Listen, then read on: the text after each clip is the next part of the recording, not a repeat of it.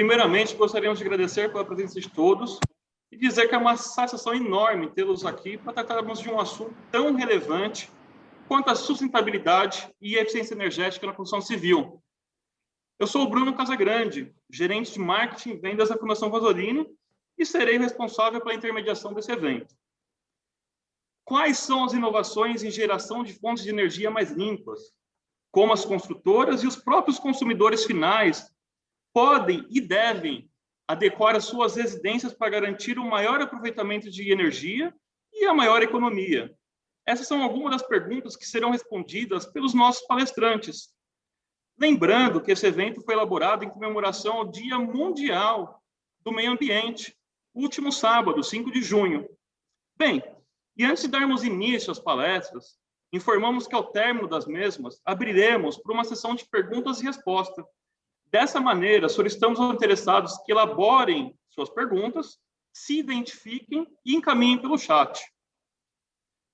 Bom, para dar início ao evento, convido o engenheiro Renato do Amaral Ferreira, que apresentará sobre o panorama internacional da geração de energia. Renato, é contigo. Ok, obrigado. Queria agradecer a Vanzolini pelo convite, pela oportunidade de estar falando com vocês. Eu vou compartilhar aqui uma breve apresentação com algum material de apoio para ir acompanhando o que eu estou falando. Onde está? Onde está? Aqui, ok. Vamos lá, play. Espero que vocês estão vendo o material. Então, antes de começar, eu queria fazer uma pequena provocação aqui até para o Bruno, o pessoal do Vanzolini. O tema do nosso webinar é eficiência energética, mas será que eficiência energética diz tudo? Bom, essa figura que eu coloquei aqui tem uma ponte, e a resposta é que a eficiência energética é apenas um dos pilares de uma coisa bastante maior do que isso, que é o que se fala hoje em dia, que é a transição energética. E fora do Brasil se fala muito, o termo é muito mais comum, muito mais aceito pela sociedade, está no dia a dia das pessoas. E todas essas áreas que estão listadas aqui, eu vou falar rapidamente, elas conversam entre si. Evidentemente, a eficiência energética é um dos pilares mais importantes, mas o objetivo final de tudo isso é a transição para uma economia de baixo carbono. Então, além da descarbonização e da eficiência energética, a gente tem muitas outras ferramentas hoje à nossa disposição que vão refletir tanto na eficiência como na descarbonização, como também na redução de custo. Então, como as redes inteligentes, internet das coisas, as fontes renováveis e armazenamento de grande porte, a geração distribuída e armazenamento de pequeno porte, que infelizmente geração distribuída a gente tem tido pouco incentivo no Brasil, e se discute inclusive hoje taxações adicionais para a energia solar. A mobilidade de baixo carbono é um item também bastante importante, como nós veremos a seguir. A eletrificação intensa, que é a eliminação máxima de fósseis. Como exemplo, existem lugares onde não se usa fogão a gás, os fogões são todos elétricos. Um campo que nós temos oportunidade no Brasil, não tem muito a ver com residências, mas é uma oportunidade do país, são os biocombustíveis avançados, seja os HVOs, que são substitutos do diesel a partir de óleos vegetais e hidrogênio, mas com uma compatibilidade muito maior com o diesel mineral do que o biodiesel feito atual por esterificação de óleos. Combustível de aviação. Eu vou pular o item seguinte dos gases refrigerantes, vou falar da economia circular, porque ela é uma parte importante da transição energética, porque quando a gente reinsere um bem na cadeia de consumo, um bem que entra em reuso, ele carrega junto com ele toda a energia utilizada para a extração da matéria-prima, para o processamento, para a fabricação e para o transporte. Ao passo que quando a gente faz uma reciclagem, a maior parte dessa energia usada na fabricação do bem é perdida. Um item que eu deixei para o fim é a questão dos gases refrigerantes, que tem a ver com as residências, e a emenda Kigali. Só relembrando, quando se descobriu o buraco na camada de ozônio, foi feito um tratado, que é o Tratado de Montreal, e que determinou a troca dos gases refrigerantes que causavam o buraco na camada de ozônio por gases ditos ecológicos. É o que a gente tem hoje em dia aqui no Brasil. Entretanto, com o passar do tempo, descobriu-se que esses gases ecológicos, eles têm milhares de vezes o potencial de causar efeito estufa do que o gás carbônico. Então, existe uma emenda ao Tratado de Montreal, que é a emenda Kigali, que determina a troca por novos gases que não só não aumentam o buraco na camada de ozônio, como não causam aquecimento global. O projeto já passou por todas as comissões do Congresso, está parado na mesa da Câmara dos Deputados, e uma vez que o Brasil assine, já recebe fundos que já estão destinados para o Brasil de 100 milhões de dólares para pesquisa e desenvolvimento. Então, é um item que permite que as geladeiras e os aparelhos de ar-condicionado funcionem sem poluir e com uma vantagem adicional, gastando muito menos energia. Então, vamos torcer para que isso avance rápido. Falando ainda em transição energética, vamos ver se eu consigo. Isso a gente vê aqui, só para falar de um panorama mais macro, a maior parte das petroleiras estão preocupadas com isso, estão engajadas com isso. Esse aqui é um quadro que foi extraído no dia 14 de maio deste ano, que mostra que as principais petroleiras... Ele deve estar no apartamento dele, né?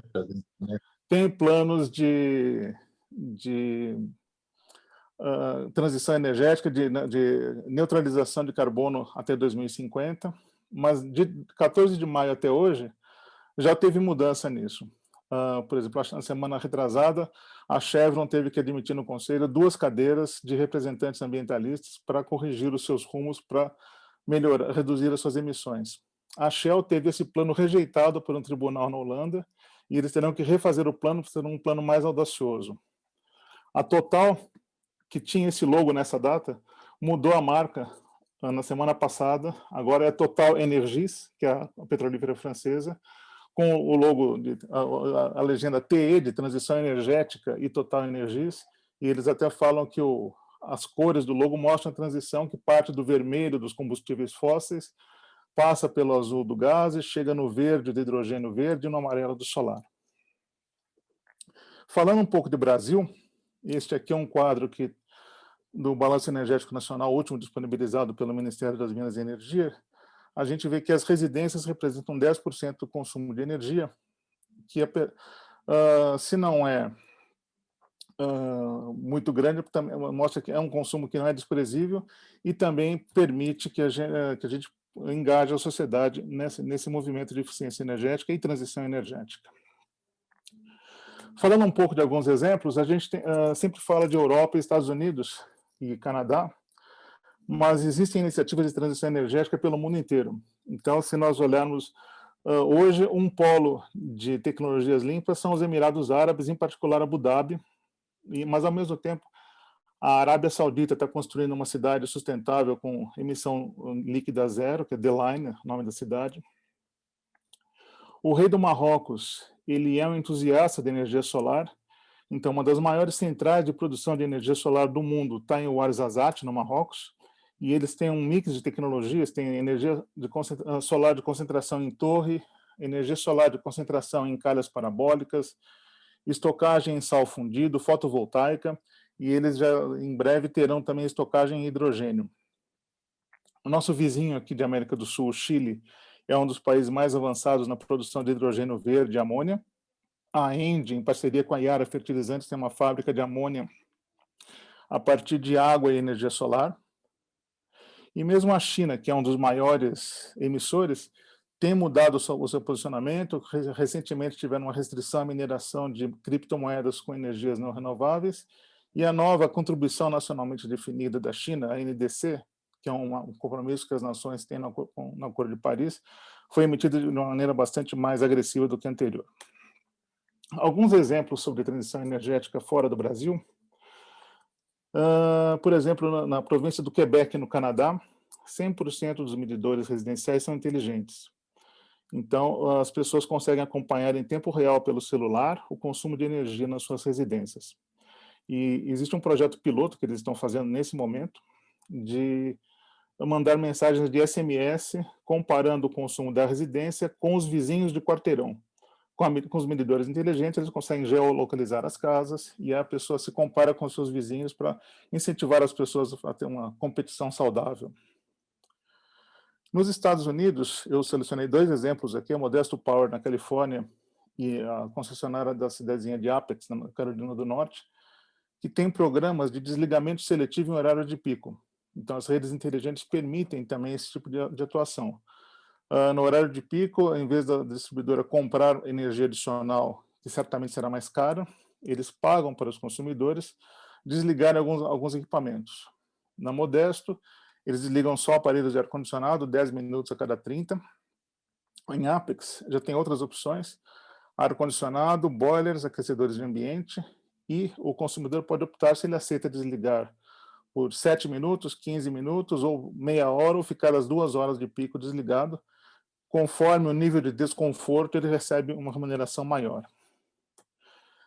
Passando para o Canadá, este aqui é um bairro, um distrito, chama-se Drake Lake, na província de Alberta. A gente vê as casinhas com os seus aquecedores solares ali no telhado para aquecimento de água para chuveiro, mas no fundo, nas edículas, existe uma grande quantidade de painéis solares de captação para aquecimento de água. É um sistema geotérmico que, bom, a aplicação é específica no hemisfério norte por causa do inverno rigoroso, mas essa rede de painéis solares é toda interligada no bairro inteiro, produz água quente, que é injetada em poços cavados numa rocha que existe sobre o bairro, poços profundos. Essa água quente circula e vai aquecendo essa rocha no verão. É um armazenamento sazonal. Ao final do verão, a rocha já está em temperaturas perto de 80 graus, e no inverno eles invertem o fluxo e passam água fria para pegar calor na rocha e usar essa água quente para aquecimento das residências. É um projeto que existe há mais de 10 anos. Nesse período todo de operação, somente 4% da energia utilizada foi energia de apoio elétrica, a maior parte do tempo foi a energia solar armazenada na rocha, e já por 2 anos eles já conseguiram atravessar o inverno inteiro sem gastar 1 kWh de energia elétrica, somente estocando energia no subsolo. Em termos de tecnologias novas, essa unidade, a O2, é uma coisa recente, foi lançada em abril deste ano, na Escócia. É uma usina hidráulica, que é o uso de tecnologia de turbinas eólicas em turbinas para fluxos de água. Diferentemente de uma hidrelétrica que tem a água canalizada em tubulações, isso daqui é uma hélice aplicada em campo aberto. Essa usina tem essa balsa amarela no meio, 2 braços que sustentam as turbinas, que eles podem levantar para manutenção, e ela foi colocada na entrada de uma baía na Escócia, gerando 2 megawatts, com um fator de carga de 50%, aproveitando a energia das marés. Então, ela gera tanto quanto a maré está enchendo, quanto a maré está vazando. Em termos de residências e também em termos de sistemas de potência, turbinas eólicas de eixo vertical estão encontrando espaço hoje em dia. Essa da foto é a maior que já foi fabricada. Eu tirei essa foto no final do ano passado, meio do ano passado. Ela fica no Canadá, tem 110 metros de altura. A gente pode ver ali do lado direito uma turbina eólica convencional, para ter uma ideia do tamanho. E as turbinas de eixo vertical têm tido vantagens, seja nas grandes potências, porque as turbinas de eixo horizontal acima de 5 megawatts começam a apresentar problemas, uma série de inconvenientes, mas seja também nas aplicações urbanas, com velocidades de vento menores, e aí, no caso, baixas velocidades de vento seriam de eixo vertical, mas do tipo de arrasto, savones, não do tipo de empuxo como essa. Mas também existem turbinas de empuxo instaladas, por exemplo, entre torres de edifícios para aproveitar a canalização de vento. Caminhando para o final já, foge um pouco das residências, mas é uma coisa interessante. Diversas cidades pelo mundo estão usando supercapacitores em ônibus em lugar de baterias. São ônibus elétricos, que em lugares de uma bateria cara, pesada, que utiliza materiais raros como lítio e que tem processo poluente de fabricação, que dariam autonomias de 500 km, usam capacitores que dão autonomia de 2, 3 km. Como os ônibus têm rotas fixas, eles levantam o trolley a cada ponto, recarregam os capacitores para o trecho até o ponto seguinte. Então, Xangai, Belgrado, Sófia, Turim, existem diversas cidades pelo mundo que já estão usando esse sistema. Caminhando para o final, tem só um flash aqui dos carros elétricos movidos a hidrogênio. Essa foto maior é o Toyota Mirai, que é o carro mais popular nesse segmento. No Japão, Coreia, na Califórnia, Noruega, Alemanha, França, já existem redes de postos de hidrogênio. A vantagem desse carro é que ele, além de ser elétrico, ou seja, ele só usa água, no fundo, como matéria-prima do hidrogênio verde, que abastece. O reabastecimento é feito no mesmo tempo de um veículo a gasolina, e a autonomia, o Mirai, semana passada, fez um teste e conseguiu passar 1.000 quilômetros. Esse SUV de baixo é da Hyundai, o Nexo, ele tem autonomia de 830 quilômetros com um tanque de 3 a 5 quilos de hidrogênio. Então, é uma tecnologia que também promete bastante.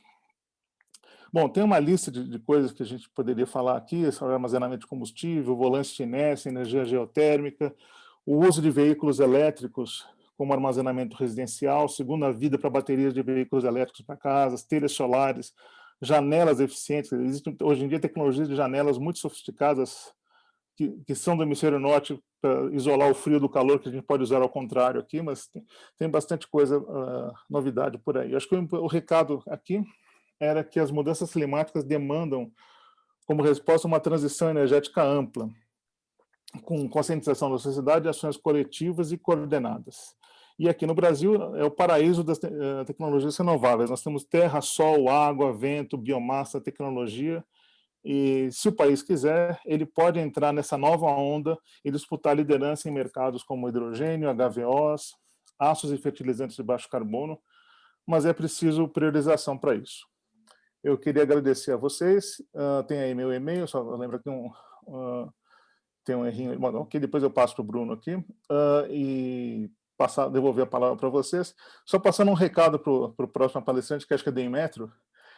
Eu não vou me meter nas coisas da Inmetro, tem uma discussão hoje sobre o selo Procel, mas só deixar uma pergunta já, será que nossas metas, o nosso selo Procel está compatível com a NDC brasileira? Então é isso, obrigado, Bruno. Engenheiro Renato, muito obrigado, parabéns pela apresentação. O seu e-mail você pode colocar no chat, tá? Por favor, coloca lá seu contato no chat, por gentileza. Perfeito. Bom, agora eu gostaria de passar a palavra aqui para o engenheiro Marcel da Costa Siqueira. Tá? Ele é o gerente aqui do Procel, da Eletrobras, e ele vai apresentar aqui, a apresentação dele vai ser focada aqui no programa de etiquetagem de eficiência energética. Marcel, está com você. Tá ótimo, Bruno. Obrigado. Obrigado. Boa noite a todos. Primeiro, até respondendo ao Renato. Renato, na verdade, eu sou da Eletrobras, do Procel. O Inmetro é quem cuida de fato da etiquetagem, por isso é justificável até essa troca, né? Mas, no fundo, a gente também faz aí um trabalho de apoio, né? Junto com o Inmetro, nessa parte de etiquetagem de edificações.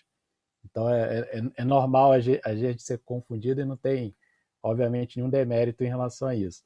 Vou falar um pouco aqui da etiquetagem. Vou compartilhar primeiro aqui a apresentação que eu preparei para hoje.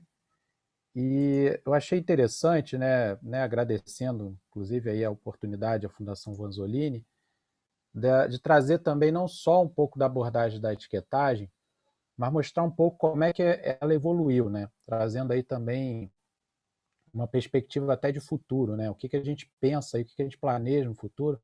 A abordagem aí que o Renato fez antes de mim foi excelente, porque mostra exatamente algumas opções que o Brasil tem. O Brasil tem um potencial de fato enorme e a gente também acredita que no segmento de edificações tem bastante ainda a evoluir e a gente está construindo esse caminho. A gente tem aqui no Procel, né? O Procel, só para nivelar, para quem ainda não conhece o programa, a governança do programa, é um programa que é coordenado aí pelo Ministério de Minas e Energia, né, no âmbito do governo federal, e ele, desde 1985, é executado pela Eletrobras. Foi criado, desde então, sempre executado pela Eletrobras, que tem essa atribuição, né, de fazer todos esses projetos, né, nas áreas onde o Procel atua. Aqui a gente tem saneamento, iluminação pública, indústria, enfim, são ao todo aí quase 10 vertentes de atuação que a gente tem hoje, no momento, aí no nosso portfólio, e a Eletrobras ela é responsável por essa execução do programa.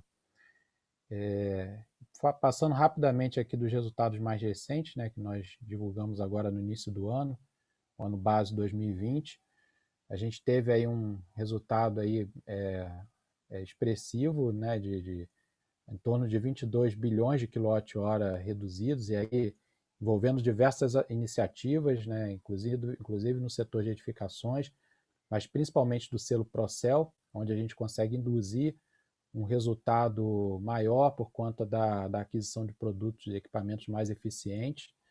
E aqui só para ilustrar também algumas equivalências, né? O que a gente consegue alcançar em termos de resultado, aí, comparando com as emissões, né, de veículos, enfim, comparando com o setor residencial, só para ilustrar um pouco a importância. A gente está, eu diria que a gente está muito próximo atualmente de alcançar a própria meta estabelecida no Plano Nacional de Energia, né, desenvolvida aí pela EPE, com horizonte para 2030, onde a gente só com ações de indução, como é o caso do Procel, normalmente, a gente teria uma meta Brasil de 5% do percentual do consumo de energia elétrica total. Então a gente já está próximo disso, a gente está chegando próximo aí dos 5%. Então eu diria que a gente tem aí um caminho aí que provavelmente até 2030 a gente deve ultrapassar essa meta.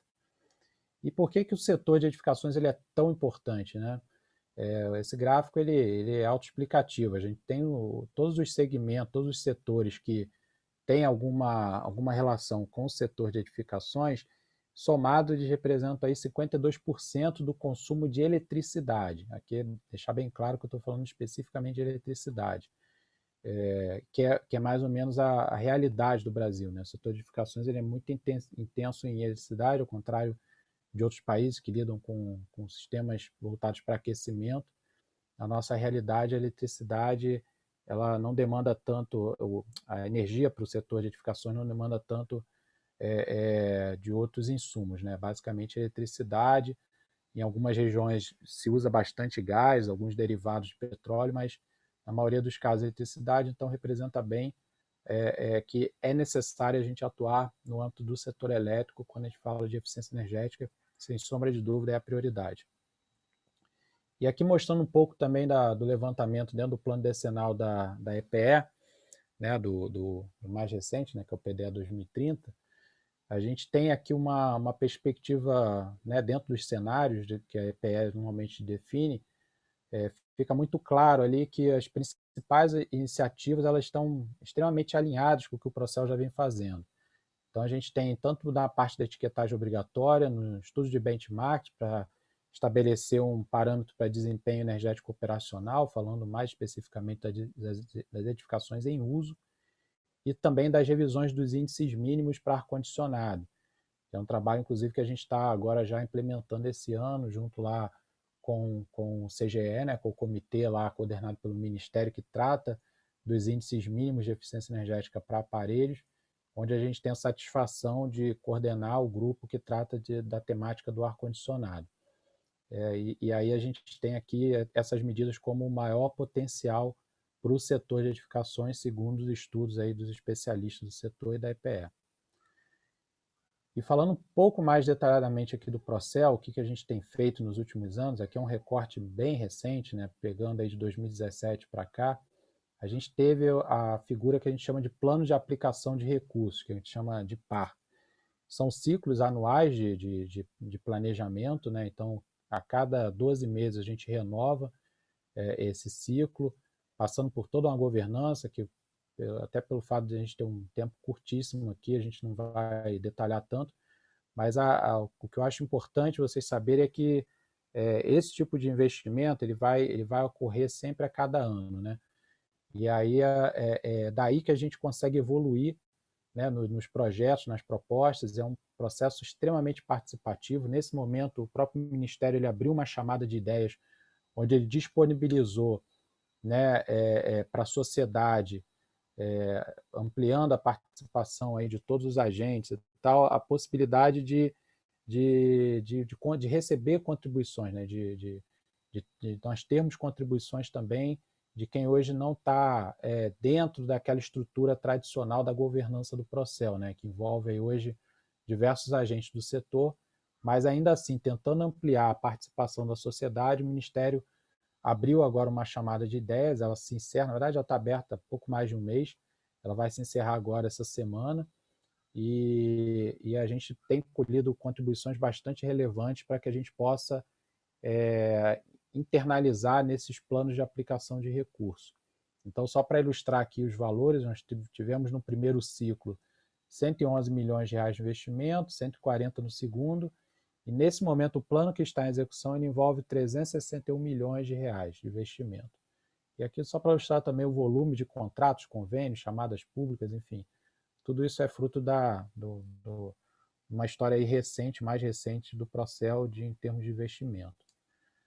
E aqui, só fazendo um extrato do que a gente tem hoje para o setor de edificações, dentro desses ciclos de investimento, nós tivemos já diversas chamadas públicas, né? Aqui nessa primeira coluna é basicamente onde eu vou abordar aqui a minha apresentação, porque são projetos que já se materializaram, a gente já tem os resultados dessas iniciativas. Aqui no segundo par nós temos iniciativas extremamente relevantes que tratam, inclusive, da compulsoriedade para o setor de edificações, que é um caminho que a gente acredita que vai trazer um grande diferencial para o país e vai nos colocar aí muito próximo daquilo que já se faz aí nos países que estão mais desenvolvidos nessa temática de certificação para edificações. A gente, nesse momento, está fazendo uma análise de impacto regulatório, exatamente para poder, em breve, propor, né, ao Ministério e a toda a governança aí que define índice mínimo no Brasil e processos compulsórios, uma proposta que seja plausível e que o próprio setor possa, de alguma forma, ser beneficiado com isso, né? Todo o setor, quando eu falo, é inclusive o próprio usuário da edificação. Então, é nesse sentido que o Procel tem trabalhado bastante atualmente. E aqui pensando também um pouco mais no futuro, né, aquilo que a gente está contratando, mas já prospectando aí algumas iniciativas para o futuro, a gente também tem uma série de iniciativas aqui, em termos de pesquisa, medidas de incentivo para prédios públicos, estudos específicos para sistema de ar-condicionado, onde tem um potencial muito grande também de redução de consumo, atuando também setorialmente, pensando aí no setor de hotéis, restaurantes, que é um setor que foi muito atingido agora recentemente pela pandemia. Então a gente está com uma série de iniciativas que estamos contratando nesse momento e que em breve a gente deve reportar para vocês esses resultados também. E aqui pegando um pouco da visão mais macro, né, da Política Nacional de Eficiência Energética, voltada para o setor de edificações, é interessante ter essa linha do tempo para mostrar que uma iniciativa como essa não se faz do dia para a noite. A gente vem trabalhando nisso já desde muito tempo, né, aí junto com o Inmetro, lá no Programa Brasileiro de Etiquetagem, de onde surgiu, a princípio, essa filosofia da etiquetagem voltada mais para equipamentos. Hoje a gente trabalha a etiquetagem olhando de forma mais sistêmica, né, a edificação. Então, eu digo que a etiquetagem na edificação ela é pioneira nesse sentido, porque são poucas iniciativas no mundo que a gente consegue ver um trabalho tão abrangente quanto esse que a gente faz aqui hoje, né, junto com o Inmetro no PBE Edifica. Mas pegando um pouco mais assim da história, né, a criação do Procel em 1985, como eu já falei, a própria atuação, né, no setor de edificações, ela se deu, né, tanto na criação ali em 2003 pelo Procel Edifica, mas eu diria até que veio antes, veio com a criação da Lei de Eficiência Energética, onde foi constituído o CGE e o GT de edificações, na sequência, que hoje dá um importante subsídio aí para estabelecimento de índices mínimos para o setor de edificações. E aí, assim, foram investidos em muitas iniciativas, né, voltadas para publicações, própria atuação no Plano Nacional de Eficiência Energética, onde estabelece a questão da compulsoriedade até 2030. Nós temos o selo Procel de edificações não residenciais, que foi lançado em 2014, logo após o PBE, né, o PBE Edifica. Tivemos também a IN 02, né, que foi a obrigatoriedade nível A em edificações públicas federais. E temos também selo Procel de edificações residenciais e a proposta mais recentemente agora do PDF, né, o selo Procel de edificações residenciais, vou falar mais à frente, foi um marco também que lançamos no ano passado. E nesse ano nós já tivemos a conclusão da proposta do que a gente chama do Plano Decenal de Eficiência Energética, que vai ser um importante instrumento de planejamento para o setor. e também o estudo de benchmark, que aí é o que a gente vislumbra de futuro, que é atuar mais especificamente nas edificações em uso, que é como a maioria dos países hoje mais desenvolvidos fazem. E aí, entrando mais especificamente aqui na discussão de hoje, né, falando um pouco mais da etiquetagem, aqui até para ilustrar, eu trago aqui o nosso selo Procel de Edificações Residenciais, que foi lançado em 2020. Ele foi fruto de um trabalho, foi um trabalho conjunto, na verdade, né? Ele foi objeto de uma chamada pública que abordou 3 vertentes de atuação, onde o Procel acredita que tem muito espaço ainda de crescimento no país e realmente a gente entende que foi uma decisão acertada, né, seguir nessa estratégia, onde a gente estabeleceu parceria com as construtoras, né? Nós tivemos aí a Trisul, que foi uma grande parceira nesse projeto conosco, onde a gente conseguiu lançar o selo Procel de edificações residenciais no ano passado, concedendo 118 selos e com um potencial médio aí, né, de redução de consumo em torno de 18%. Então, realmente é um potencial muito grande que a gente tem, se a gente pensar que a gente está atuando aí numa etapa de projeto, ou seja, uma etapa que, teoricamente, você não tem tanta dificuldade em intervir, né, porque você está ali ainda numa fase inicial, muito melhor do que você fazer um retrofit, sem sombra de dúvida, e praticamente sem agregar qualquer tipo de custo adicional no processo ali de elaboração desse projeto, né. Nós tivemos também uma atuação junto com a empresa de facilities para poder entender melhor a aplicação de como as empresas de facilities poderiam atuar contribuindo para a redução do consumo das edificações em uso. E tivemos também essa associação que hoje está bastante comum, mas na época até era bem modesta, né, para o mercado, que é associar a eficiência energética com a geração distribuída em grandes edificações com coberturas mais horizontalizadas. Então, tivemos 3 edificações onde fizemos aí, na verdade, esse projeto ainda está em andamento, né? Ele é um piloto e que a gente espera até poder expandi-lo em breve. Bem, aqui já falando da nova etiqueta, né? Ela já vem com com outro desenho, um outro formato, e ela vem muito mais informativa, né? Então, esse trabalho, como eu falei, é um trabalho coordenado aí pelo Inmetro, onde a Eletrobras ela investiu em toda a estrutura, desde a capacitação até toda a estrutura acadêmica para dar o apoio necessário para que o projeto, né, todos os estudos pudessem ser feitos, aí contribuindo inclusive com a Federal de Santa Catarina, que hoje é coordenadora do CB3E, né, que é o Comitê Brasileiro que hoje faz a coordenação técnica desse trabalho, dá todo o suporte técnico, e tudo isso foi fruto de investimento com recurso do Procel. E aqui só para ilustrar algumas informações também, né, algumas novidades que nós temos, né, a escala com base no consumo de energia, né, temos os valores relativos aí a cada classe, já alinhados com a norma NBR 15575, né, e alguns aspectos também da avaliação da edificação, uso de água, emissões, dióxido de carbono, consumo final de energia térmica e elétrica, então também isso foi uma novidade. A gente olha aí pelo conceito da energia como um todo, né, olhando sempre também pela energia primária, né, e com isso a gente está hoje num processo agora mais de aprovação dos regulamentos, de todos os instrumentos que são necessários para a gente ter a etiqueta de fato funcionando. Aqui também só para ilustrar as outras informações adicionais da etiqueta, né? São 3 páginas aqui da nova etiqueta, então ela realmente apresenta informações bem mais completas, inclusive permitindo comparações de consumo, né, ao longo do tempo, né, pelo método que está sendo proposto.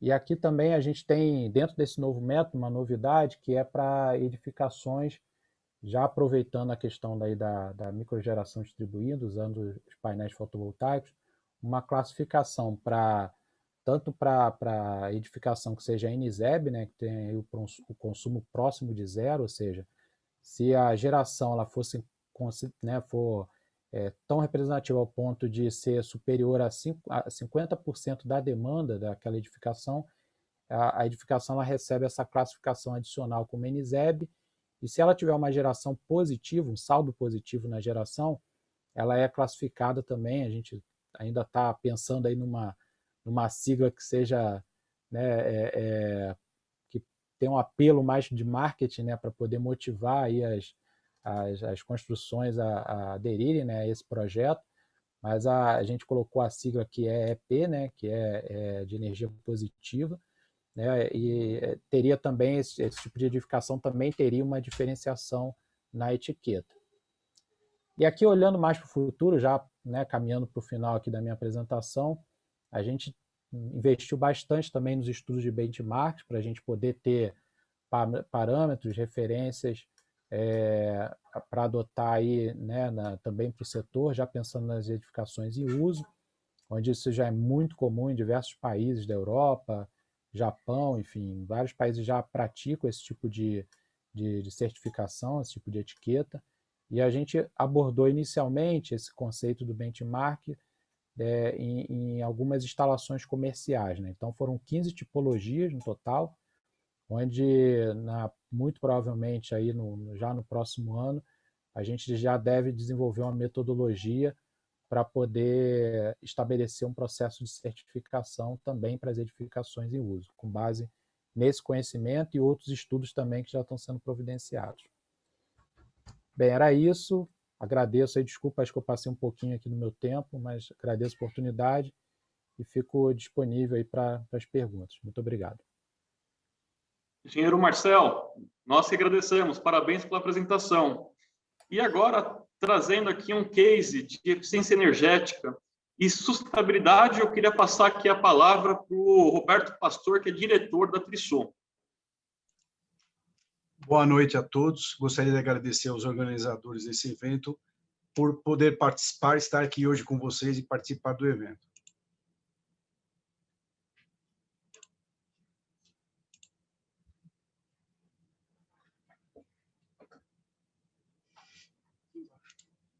Aqui.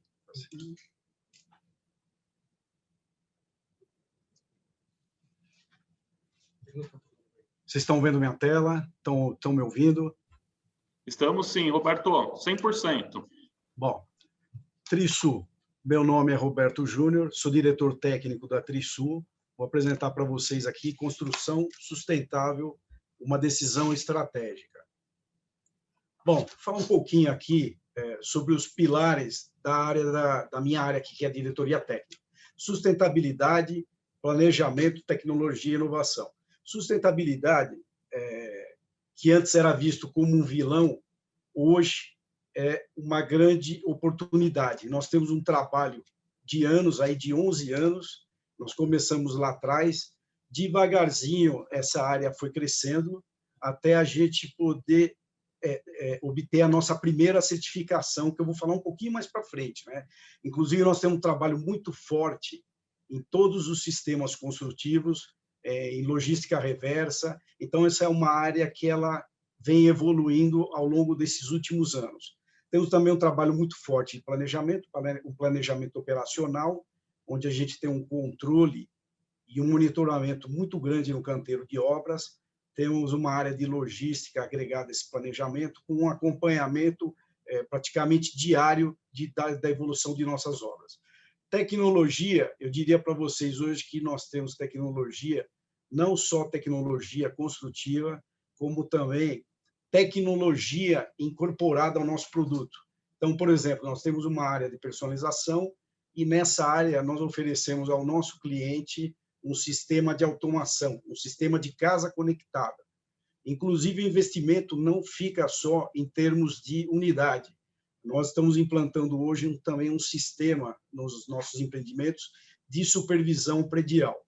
Também temos um trabalho muito forte de racionalização feito ao longo dos últimos anos e inovação, onde nós ouvimos todos os nossos colaboradores, ouvimos nossos parceiros e esse trabalho tem uma evolução constante, inclusive agora num prédio nosso aqui na Vila Clementino, um dos engenheiros deu uma ideia bem simples, a gente analisou, viu que tinha consistência, aplicou e ganhamos 2 meses de obra por conta de uma ideia de um colaborador, de um engenheiro da nossa equipe.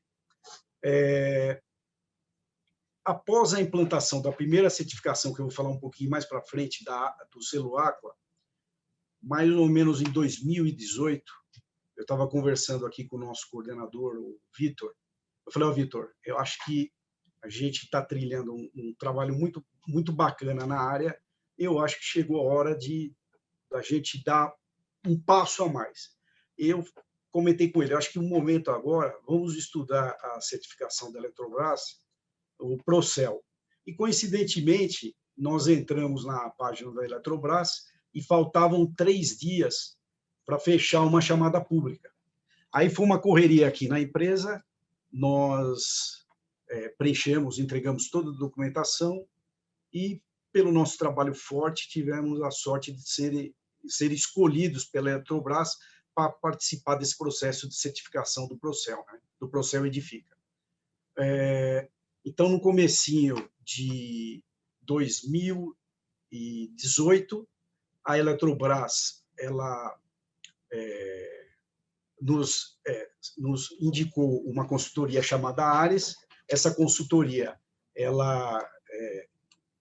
entrou na Trisul, onde ela promoveu treinamentos de fevereiro a novembro. Nós escolhemos algumas edificações do segmento médio-alto, altíssimo padrão, para obter o selo e, graças a Deus, com muito orgulho, nós somos a primeira construtora a conquistar o selo Procel.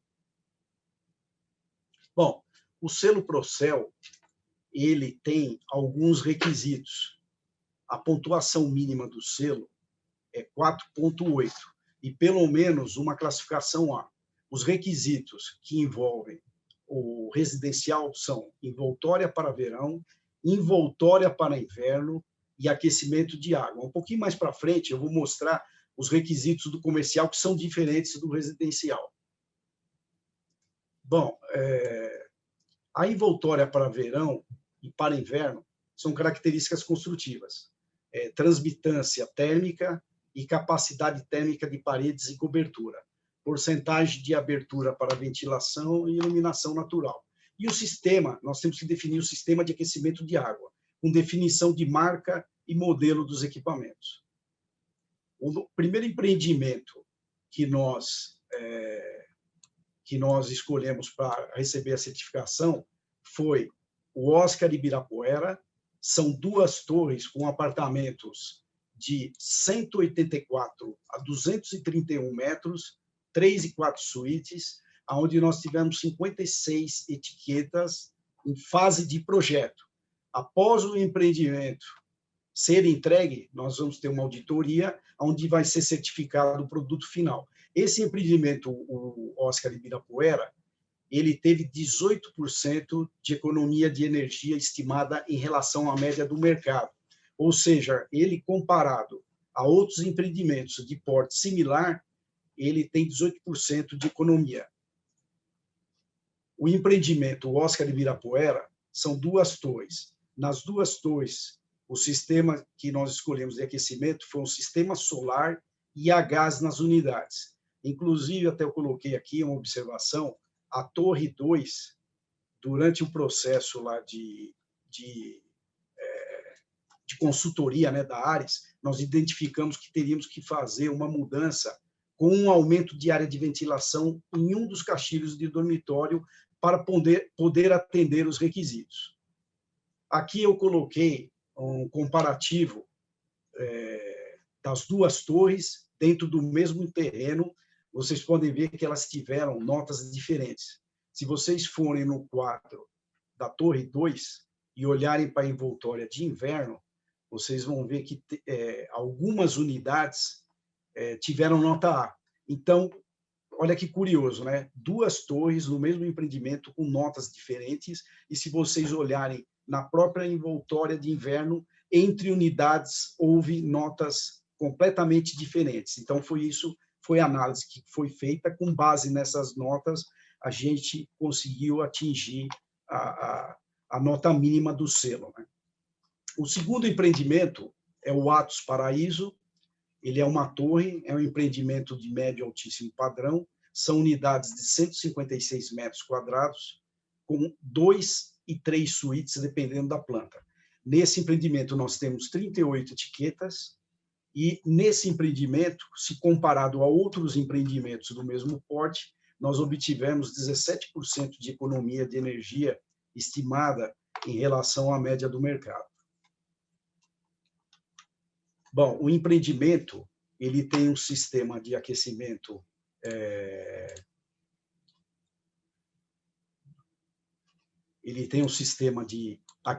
solar e a gás nas unidades, e nós tivemos que fazer uma alteração de composição na parede externa para que atendesse um dos requisitos de envoltória.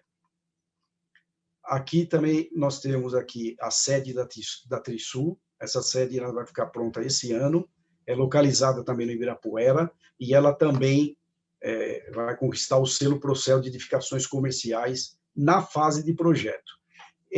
Aqui os requisitos são diferentes do residencial.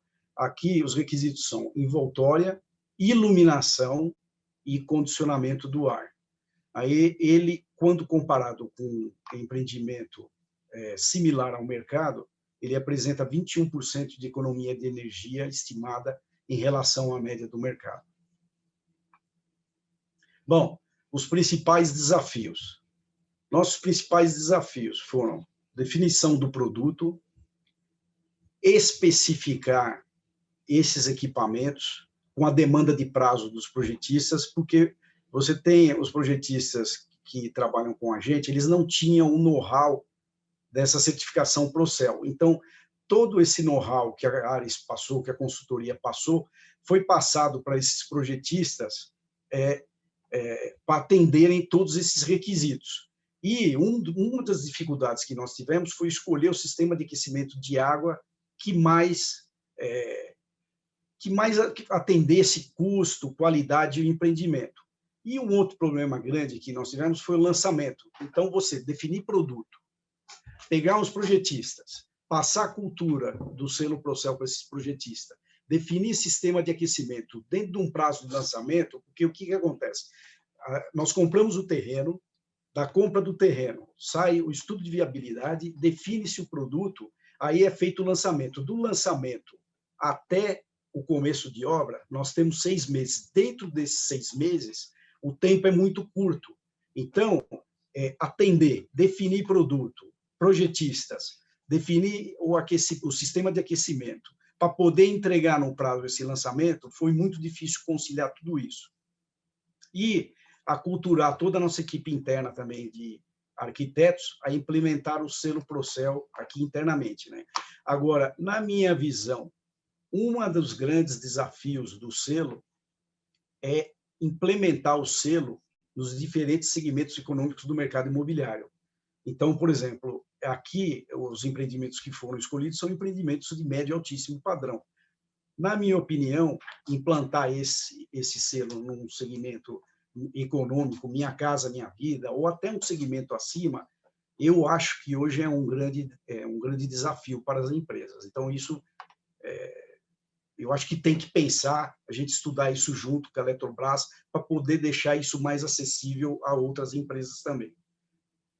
Bom, os ganhos são empreendimentos diferenciados em relação ao mercado, promover disponibilização de edificações de menor potencial de consumo de energia elétrica e maior conforto para os seus usuários, a valorização da marca Trisul e do imóvel. O selo Procel foi um grande ganho para a empresa e com o consumidor, porque o selo, hoje, ele está associado a eletrodoméstico. Eu, quando mudei, eu fui comprar meus eletrodomésticos, a minha principal preocupação era identificar eletrodomésticos com a etiquetagem A. E outra coisa, até um automóvel, quando você recebe um automóvel, compra um automóvel, já vem no para-brisa lá o selinho da Procel. E eu acho que o selo, nesse setor, está bem consolidado. Eu acho que ele vai reforçar muito a nossa marca. Ele é um diferencial entre um cliente entrar no seu stand e entrar num stand do concorrente. Esse selo, eu acredito que ele vai fazer a diferença. O cara, em dúvida, ele vai falar, olha, eu vou escolher a Trisul, porque ela tem o selo Procel, tem outra certificação também, que é o Aqua, que eu vou falar daqui a pouco. Uma coisa também que foi muito benéfica para a empresa foi o aprimoramento dos procedimentos adotados nos projetos, que melhorou muito, e também ratificou o compromisso da Trisul com a sustentabilidade. Agora, eu vou falar um pouquinho do processo Aqua, que ele é anterior ao Procel. Lá no comecinho, quando eu comentei com vocês, eu visualizei que o Aqua estava bem encaminhado, o Aqua fazia também uma diferença lá no stand de vendas, isso é reconhecido na hora da opção do cliente. O Aqua é outra certificação que tem um peso muito grande, e o Procel foi uma consequência para nós, ele veio logo depois do Aqua. O Aqua, hoje, em 2019, nós começamos a implantar ele em nossas obras, né? Tanto em pré-projeto como projeto e na entrega dos nossos empreendimentos. Eu coloquei um quadrinho aqui. Hoje, nós temos 21 empreendimentos, sendo que, se vocês olharem a coluna da direita aqui, nós já temos 9 empreendimentos que foram entregues, ou seja, eles foram certificados a nível de projeto. Ao final do empreendimento, houve uma auditoria pela Fundação Vanzolini e eles foram certificados com o selo Aqua a nível de execução. Nós temos aqui embaixo mais 6 empreendimentos certificados em fase de projeto que estão em construção, mais 4 empreendimentos certificados em fase de pré-projeto, e temos mais 2 aqui que nós começamos a construir agora, que vão entrar também nessa fase de pré-projeto, totalizando 21 empreendimentos. Bom, uma das coisas que eu separei aqui para mostrar para vocês, do diferencial que a gente usou para poder atingir a certificação Aqua, são os elevadores inteligentes programados para ligar o stand-by quando eles não são usados por mais de 5 minutos. Então, esses elevadores estão presentes em nossos empreendimentos. Outro diferencial, ponto para recarga de bicicleta e carro elétrico. Então, todos esses 21 empreendimentos que vocês viram, nós entregamos ponto de recarga para bicicleta e ponto de recarga para carro elétrico, que lá atrás a gente visualizou que o carro elétrico hoje, aqui no Brasil, ele vai começar, hoje o pessoal está falando mais em carro elétrico. Se vocês voltarem a 3 anos atrás, 4 anos atrás, quando nós optamos por colocar esses pontos de recarga para carro elétrico, aqui ninguém falava disso, mas lá fora, Estados Unidos e na Europa, já era uma realidade. Ele estava em plena evolução. Nos Estados Unidos, você via a Tesla, você vai em shoppings, você encontra estantes, você encontra a loja da Tesla dentro de shopping, ponto de recarga em shopping. Na Europa, você encontra ponto de recarga nas ruas. Então, o Brasil sempre um pouquinho atrasado, mas também vai ser tendência, está se consolidando aqui e a gente também saiu na frente. Um outro diferencial foi a instalação de bacias de duplo acionamento com 3 ou 6 litros de água, né? Também colocamos limitadores de vazão nas nossas torneiras e chuveiros. Então, todos esses empreendimentos foram entregues com essas bacias, com esses limitadores de vazão. E nós temos também um sistema que nós instalamos em todas essas edificações, que deu um plus no selo Aqua, né?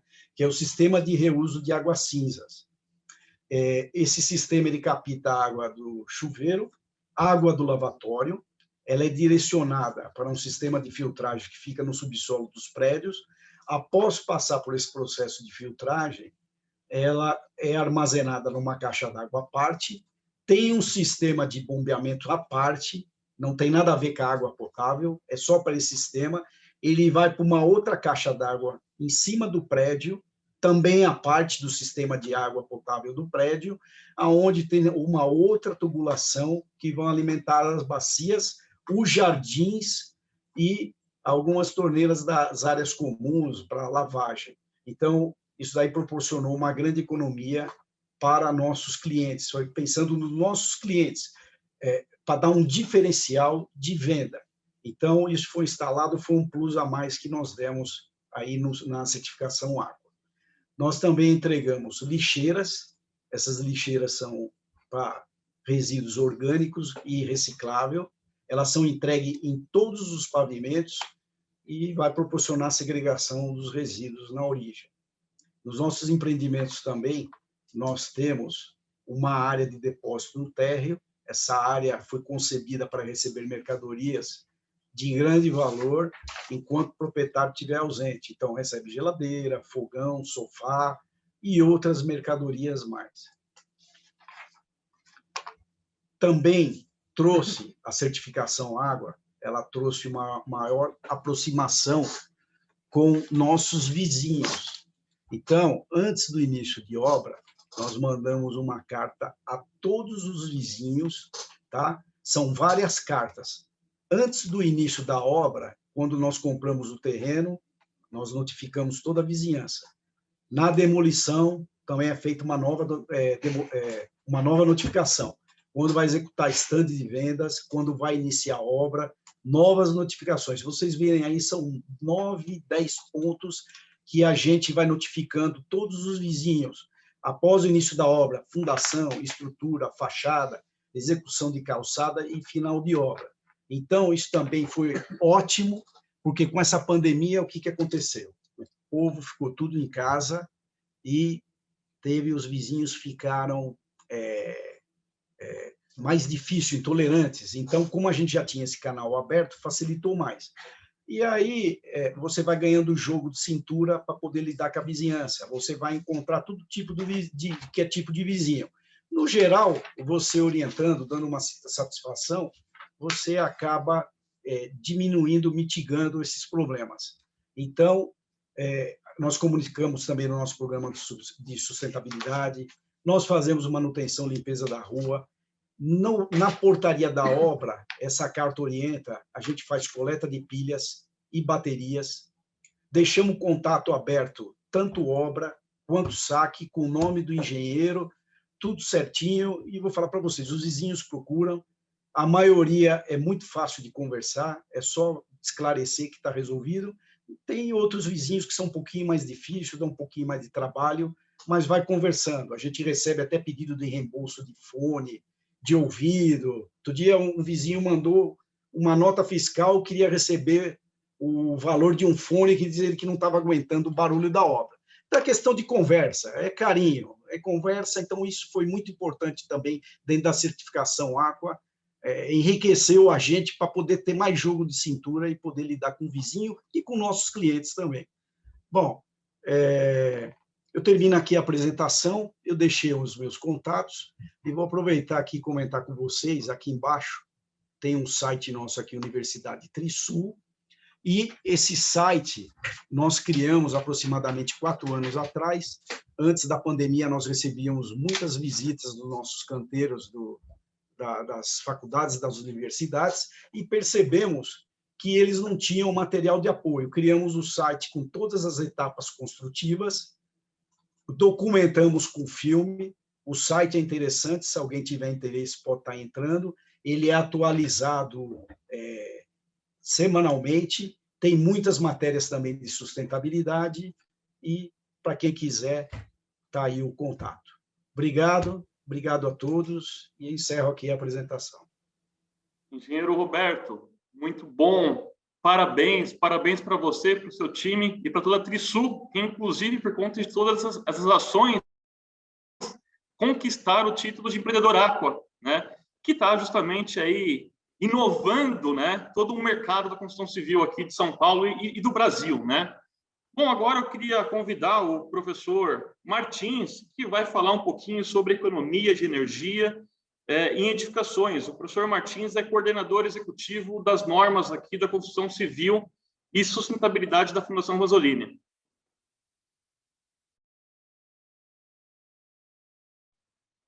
Obrigado, Bruno.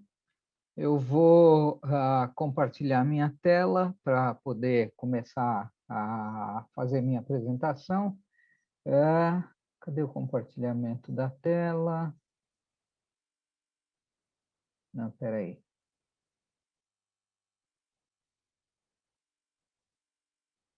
Alguma coisa diminuiu aqui.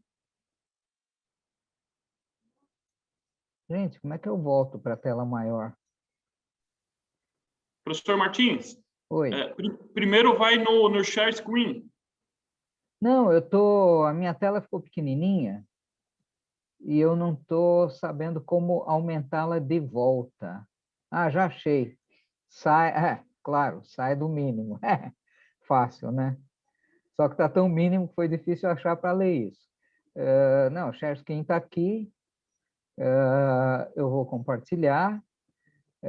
Vocês devem já estar vendo a apresentação. Vou pôr em tela cheia. E pronto. Cadê a tela cheia? Ok, tá, todo mundo está vendo? Estamos sim, Martins. Tudo bem, Bruno? Tudo Bom, bem. o Roberto já falou da certificação Aqua. Eu queria falar um pouquinho de alguns detalhes, aonde ela, ao mesmo tempo, estabelece indicadores de desempenho, portanto, ela induz, promove a economia de energia e, claro, reconhece quando é concedido o selo, né? A Fundação Vanzolini existe desde 1967 e a missão principal é apoiar o desenvolvimento sustentável do Brasil. As atividades que ela executa nas áreas de educação, certificação, pesquisa e soluções, todas nessa mesma direção e todas com grande sinergia. A certificação que nós vamos falar agora tem hoje mais de 2.500 clientes, certificando com mais de 70 normas nos respectivos temas e mais de 400 profissionais qualificados no Brasil, América do Sul, Europa e Ásia. Tá? Então, adquiriu uma proporção bastante relevante. Entrando direto na certificação da construção sustentável, Aqua HQE. Aqua é alta qualidade ambiental, mesma coisa que HQE, que é Haute Qualité Environnementale, que nós trouxemos da França e adaptamos para o Brasil. Por que escolhemos? Primeiro, acabamos conhecendo, tem uma história, numa outra ocasião a gente pode contar como é que conheceu, mas encontramos uma certificação bastante relevante que, ao mesmo tempo, ela requer planejamento e controle. Isso se diferencia de outras certificações, tem um sistema de gestão para que seja desenvolvido esse planejamento e controle do empreendimento para buscar desempenhos. Tá? Então, nós estabelecemos cooperação com os órgãos franceses, que hoje se reúnem no CERWAY internacional, o CSTB, que é o grande laboratório francês, e o Qualitel, que é a associação que promove a qualidade das construções e sustentabilidade residenciais. Nós mantivemos a essência internacional para provocar mesmo mudança da nossa cultura. E uma mudança que a gente pôde ver que não é novidade, nem foi tanta mudança, ou não foi mudança para a Trisul, porque eles já vêm fazendo isso, é a ideia de planejamento e controle integrados em todas as etapas, desde a escolha do terreno, definição do produto, até a orientação para o uso eficiente na entrega. Tá? Mobilizando as competências também mais cedo, o Roberto falou também dos projetistas, né? Porque você mobiliza tarde, e um outro projetista já desenvolveu alguma etapa do projeto, pode causar alguma interferência, alguma complicação. E dificultar a busca das melhores soluções pelo melhor preço, né? E, de outro lado, os critérios de desempenho, com foco em qualidade de vida. Metade dos critérios tem indicadores de conforto e saúde. A outra metade é voltada para a questão ambiental e visa o baixo impacto ambiental. Energia é um dos componentes disto, mas também acaba proporcionando as economias e reduções de consumos. Por outro lado, a gente tinha que respeitar a nossa cultura. Você não pode, vamos mudar tudo. Vamos trazer as mudanças relevantes, importantes, que a gente deveria já está absorvendo e fazendo, de maneira generalizada, mas, por enquanto, ainda é feito por algumas empresas, né? Que é o planejamento e controle e a busca do desempenho. Mas nós precisamos respeitar as normas e regulamentações brasileiras, inclusive resoluções CONAMA, a norma de acessibilidade, o próprio PBE edifica, mas também o clima e a cultura brasileira, particularmente no que diz respeito a condições de contorno e integração do edifício no entorno, né? E os diversos programas e normalizações brasileiras. Então, tudo isso foi considerado no Aqua. Hoje, certifica-se edifícios em construção, planejamento urbano, edifícios em operação e infraestrutura. E antes de entrar diretamente na questão da eficiência energética sob a ótica do Aqua, eu só queria dar uma impressão que, além dos benefícios econômicos, sociais e ambientais, traz, como o próprio Roberto mencionou também, uma visibilidade e imagem pública. Tá? Hoje, tem aqui alguns empreendedores que certificaram seus empreendimentos e aqueles que tomaram a decisão de certificar todos os seus empreendimentos, que são os empreendedores Aqua, dos quais a Trisul é um deles. Tá? No mundo, já há mais de 90 milhões de metros quadrados certificados. No Brasil, mais de 14, incluindo mais de 700 edifícios, dos quais mais de 400 são residenciais. Então, a grande força aqui dos edifícios residenciais passando da metade. E isso gera um grande interesse da mídia, aparece em várias instâncias, jornais, televisão, rádio, internet, etc., trazendo essa imagem. Por coincidência, está aqui um da Trisul, né? Mas eu queria mostrar também uma outra situação, que foi quando nós resolvemos estabelecer o Aqua Social, que não é um selo mais fácil, ele é o Aqua mesmo, só que ele é um pouquinho mais amigável, aceitando desempenhos em níveis mais apropriados, talvez, pelo menos por enquanto, para edificações de caráter social. Um desses edifícios chegou a ganhar o prêmio Master Imobiliário e participar na França de um evento onde foi apresentado o projeto. Aqui à esquerda, sem entrar em muitos detalhes, vocês veem o perfil de desempenho nas categorias de desempenho, que vocês já vão ver quais são, de conforto, saúde e meio ambiente. E aqui embaixo, isso é sintetizado no certificado internacional HQE. Então, são 2 certificados, tá? Isso é sintetizado em energia, economias, meio ambiente, saúde e conforto, saúde, segurança e conforto, tá? Esse certificado é igualzinho o certificado internacional, com uma diferença. Ele é assinado também pela Fundação Vanzolini, no caso, o professor Joaquim. Referencial técnico.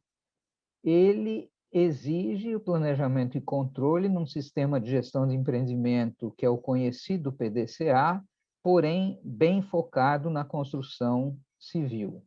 Tá? Então, ele é a espinha dorsal, tudo tem que ser planejado desde o começo, tá? Para que se atinjam os desempenhos nessas 14 categorias que contêm os indicadores. Espaço interior sadio e confortável do lado direito e redução dos impactos sobre o meio ambiente do lado esquerdo.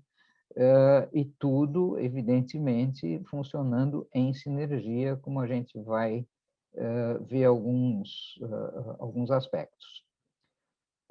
Começa no pensar e planejar sustentável, para estabelecer aonde o empreendimento vai chegar com seus desempenhos e como é que tem que ser esse sistema de gestão para garantir que chegue mesmo.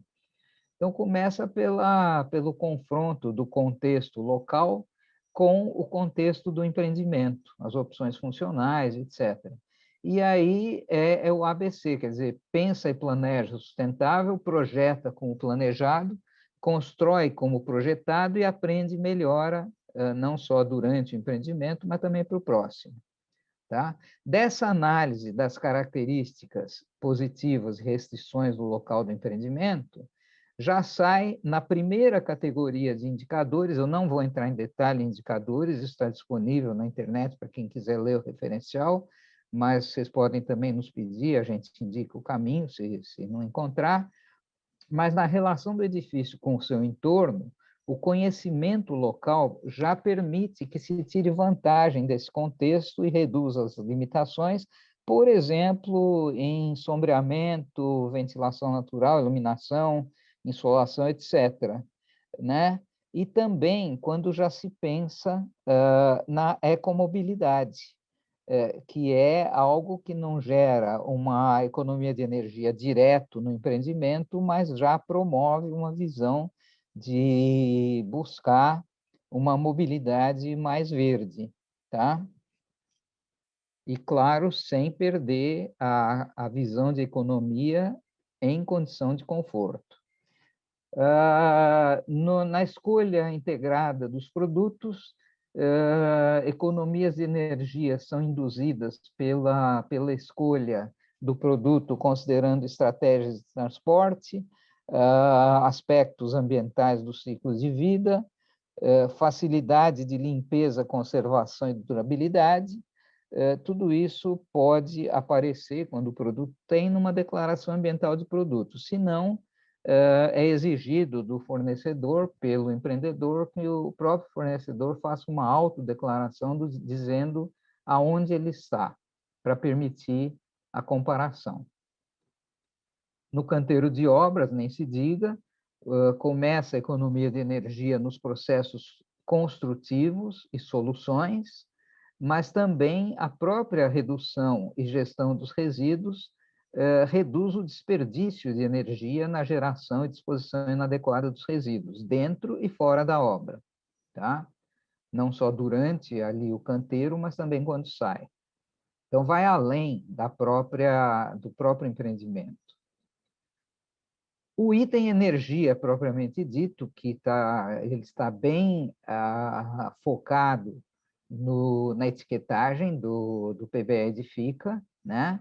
Na etiqueta nacional de conservação de energia, mas começa pela envoltória, quer dizer, vamos aproveitar a envoltória, materiais, aberturas, etc., mas quando usarmos equipamentos, o Roberto também mostrou ali um aspecto de um elevador e os vários outros equipamentos que tenham eficiência energética.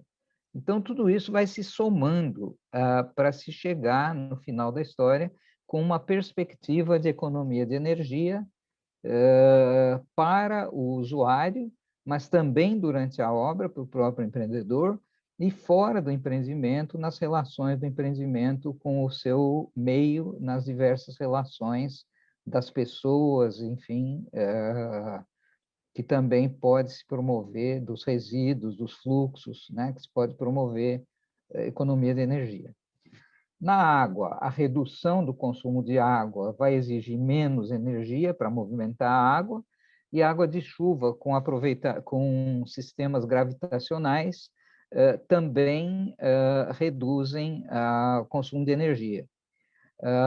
Água servida pode reduzir também por um projeto inteligente que permita essa água chegar num lugar onde ela possa ser distribuída com o mínimo aporte de energia. Resíduos, valorização no local, redução do volume, separação, também reduz a energia necessária dentro e fora do empreendimento. Manutenção, nem se fale, a manutenção mantém a eficiência energética projetada, e os manuais, isso é super importante, dos usuários e das áreas comuns, orientam no aproveitamento ótimo e como devem ser usados esses equipamentos e sistemas todos para realmente garantir os desempenhos que foram projetados e construídos. Conforto térmico. Quando ele começa pela envoltória, ele já começa economizando energia, tá? Mas, claro, se precisar equipamentos, aí a gente volta ali para o item 4, que fala em eficiência energética também dos equipamentos, ou seja, trabalham juntos, tá? O conforto acústico não tem uma relação direta com o consumo de energia, à primeira vista, mas, como o projeto é você não tem um edifício para garantir conforto e outro para garantir acústica e outro para não sei o quê, um ambiente também. Então, a envoltória é a mesma. Então, a hora que integra uma coisa com a outra, acaba tendo essa integração também de eficiência energética por esse fator de integração da própria envoltória, tá? O conforto visual, quando se permite iluminar naturalmente, já promove a economia e a própria eficiência energética da iluminação artificial. Conforto olfativo, nós estamos, do ponto de vista de energia, nós estamos focando na ventilação, que pode ser natural ou mecânica com eficiência energética. Qualidade dos ambientes, condições de higiene. Se for facilitada a higiene e limpeza, pode também facilitar o consumo de energia para essas atividades. E uma exigência de segurança elétrica, a gente sabe bem que nos projetos que incluem segurança elétrica como um fator importante, nós temos também a economia por redução das fugas e perdas de energia. A qualidade do ar é semelhante à questão de conforto olfativo, só que aí o foco, em vez de odores, é poluição, mas, de novo, a gente volta para a ventilação natural e eficiência energética. Claro que tem os fatores todos de qualidade do ar propriamente dita, dos sistemas de climatização quando existem, ou das condições de ventilação natural, enfim, mas nós estamos focando aqui na questão de energia, então estamos falando mais ventilação natural e mais eficiência energética na ventilação mecânica também contribuem. Na qualidade da água, quando se fala em isolamento e controle de temperatura nas redes, estamos economizando energia. Controle de insetos e outros em águas pluviais e de aproveitamento reduzem necessidade de limpeza e desinfecção, que também consome energia, tá? Então, tem vários pontos, e a gente, se entrar no âmago do indicador, a gente vai ver isso em detalhe. Eu fico à disposição para quem quiser depois conversar, ou também pode olhar os nossos referenciais, que são públicos, estão no nosso site. E era esse contraponto que eu queria fazer, mostrando como a sustentabilidade, além de todos os outros fatores, tem uma forte contribuição em todos os seus aspectos para a economia de energia e, em consequência, também para a redução do carbono. Ok? Era isso. Muito obrigado. Vocês têm aí o meu e-mail, depois o pessoal pode passar também os dados e ficamos à disposição. Muito obrigado pela atenção. Professor Martins, muito obrigado. Bom, e agora, a nossa última apresentação aqui, eu gostaria de convidar aqui o empreendedor Fernando Bersanetti, que decidiu construir aí a casa mais sustentável do Brasil.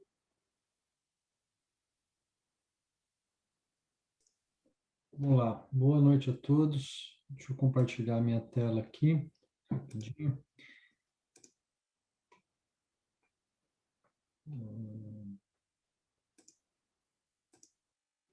Ok. Bom, meu nome é Fernando Bersanetti, eu sou docente da Escola Politécnica, do Departamento de Engenharia de Produção, e entrei num desafio aqui, que foi construir o que o Bruno chama aí da casa mais sustentável do Brasil, e, na verdade, a gente brinca com esse nome porque daqueles 14 critérios que o Manuel Martins apresentou aí há pouco, a casa obteve 11, né, nos itens, né, na avaliação com melhores práticas, né, ou seja, por isso que a gente brinca que é a casa mais sustentável. Mas ela não é só uma casa aqua, ela tem também a etiqueta, né, do PBE Edifica, residencial, em processo aí, e também ela está certificada na 9050, que é a certificação de acessibilidade, né? Embora não seja uma norma acreditada pelo Inmetro, ela também foi avaliada e o projeto todo certificado. Então, ela tem esses 3 certificados aí, os 3 selos, né? O Aqua, o PBE Edifica, na etiquetagem A, viu, Marcelo? Ela é A, e é na 9050. E, bom, a casa é num condomínio residencial em Piracicaba. A princípio, seria a casa que os meus pais vão morar, né? Eu tenho 2 pais idosos, é óbvio. E por isso também essa questão da acessibilidade, da 90/50. Então, uma preocupação aí com o envelhecimento natural das pessoas e ter um ambiente fácil e que minimize riscos de quedas e assim por diante dentro de uma residência. Por outro lado, é uma residência que a gente tem a expectativa de aos finais de semana, levar os meninos para passar o final de semana com os avós e também a gente descansar um pouco da vida aqui de São Paulo. Então, o grande desafio, na verdade, e aí o professor Joaquim, né, ele é meu colega lá da engenharia de produção, divide sala comigo lá no departamento e me desafiou do tipo, olha, por que você não faz uma casa sustentável e acessível? Eu falei, mas Joaquim, isso daí não é para mim, não. Isso daí a gente sempre tem expectativa de que o custo disso está fora da nossa realidade, e aí veio o desafio dele. Na verdade, você está enganado, né? Você não quer provar que é o contrário, que a gente consegue fazer uma casa de médio padrão, médio porte, e que isso não vai ultrapassar aí 7, 8% do teu orçamento? E, por incrível que pareça, essa expectativa e tem se mantido, tá? Então, a gente tem ali a hashtag da casa, né? Se alguém depois quiser dar uma olhada na evolução, eu tenho colocado algumas fotos periódicas para mostrar que realmente a coisa vem evoluindo, tá? E só para dar os créditos, né? Boa parte das fotos, das imagens que eu vou apresentar foram cedidas pela Mirtz, né? Que é a arquiteta da casa. E vamos em frente. Bom, a grande questão e o grande diferencial do projeto está no planejamento inicial, ou seja, a casa foi concebida para ser uma casa certificada, acessível e com preocupações antes de serem executadas, que é o mais importante, né? Então, a ideia foi estudar bastante o terreno, as quedas, os desníveis, para evitar a movimentação de terra, para aproveitar ao máximo a iluminação natural, a questão da posição do sol e, acima de tudo, também olhar um pouquinho para a questão da envoltória, né? Porque que materiais seriam aplicados. E isso é uma coisa muito importante, né? O pessoal tem me perguntado, mas quanto a mais tem custado as certificações e o projeto? Eu falei, gente, a certificação sim custa, existe um valor pago para a Vanzolini, e existe uma consultora que, desde o início da concepção do trabalho, vem nos ajudando. O restante, gente, é investimento que já seria feito, ou seja, a escolha dos materiais, independente da certificação, ela seria feita com esses materiais. Algumas coisas a minha esposa ajuda, não abre mão e tem as razões dela. Outras coisas eu não abro mão como proprietário de um imóvel. Então, nesse sentido, o custo fica muito limitado exatamente à consultoria e acompanhamento e as orientações durante o projeto e a obra e a certificação em si. Então, por isso que não vai ultrapassar ali na casa dos 5, 6%, né? Eu já vi que teve essa pergunta no chat algumas vezes, né? No meu caso. Obviamente, no caso do Roberto, ele deve ter um ganho de escala muito grande, infelizmente, eu moro no empreendimento da empresa do Roberto, mas ela é anterior aí a Trisul ser um empreendedor aqua. Então, infelizmente, o apartamento que eu moro em São Paulo não é. Tá? Então, e a grande preocupação que eu deixei muito clara para os projetistas e para a equipe de engenharia diz respeito aqui à questão da manutenção, ou seja, quem mora no dia a dia na casa é meu pai, é minha mãe, e eles precisam dar uma manutenção mínima. Então, por exemplo, nessa casa eu não tenho praticamente nada de madeira. Tá? Esse é um ponto importante. A única coisa que vai ter de madeira na casa provavelmente é o forro, né, do telhado da sala de estar, alguma coisa assim, porque eu preciso ter essa rastreabilidade e essa origem desse material que eu estou usando dentro do empreendimento. Então, imagina uma casa dentro de um condomínio que não tem madeira. Não, não tem madeira. Então, as escolhas da caixilharia, das portas, obviamente algumas portas sim internas, né, mas aí a gente tem a preocupação de escolher fornecedores que estão certificados aí no PDQPH, né, no SEAC, e isso facilita bastante a escolha desses fornecedores. Tá? Então, o estudo do projeto foi fundamental. Vamos olhar um pouquinho a casa. Essa aqui seria a perspectiva da casa pronta. Então, esse material que vocês estão vendo aqui, isso aqui é aço. Tá? Então, toda a parte de telhado e de material de aço. Eu estou com alguma interferência, quem está com o microfone ligado. A parte de caixilharia, ela é toda PVC. Tá? Então, a casa inteira é em PVC. E por questões de conforto acústico térmico, na área de lazer, né, que basicamente é uma varanda como se fosse uma varanda gourmet, daqui a pouco eu mostro um pouquinho em detalhes para vocês. Ela tem o vidro duplo com vácuo no meio, né, entre os vidros, e nos quartos também, que é uma questão aí de escolha. Esse tipo de escolha, gente, para quem conhece o material e veio ou viveu fora do Brasil, em ambientes frios, é o tipo de escolha que eu faria hoje, independente se é uma casa certificada ou não, tá? Por questões de barulho. Mas é uma casa no condomínio, não tem barulho. Engano, tá? Piracicaba se tornou ali um local competitivo com paraquedistas. Então, assim, a gente foi fazer a avaliação e a medição de barulho do ambiente bem no dia certo. Eu não sabia, eu não conhecia.